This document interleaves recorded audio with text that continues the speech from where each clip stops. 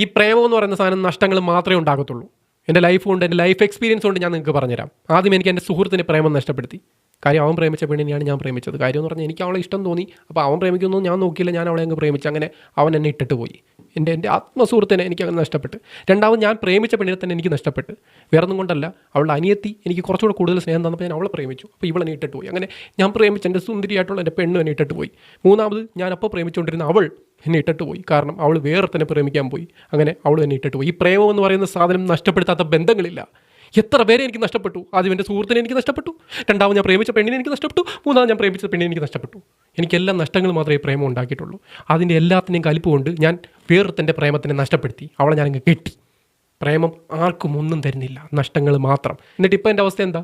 ഒരു പ്രേമത്തിന് വേണ്ടി ഞാൻ വെമ്പുക. പ്രേമിക്കാനായിട്ട് എന്നെ അവൾ വിടണ്ടേ? കഴുത്തെ കുത്തി ഒരു പിടി അങ്ങ് പിടിക്കും പ്രേമം എന്ന് പറഞ്ഞാൽ.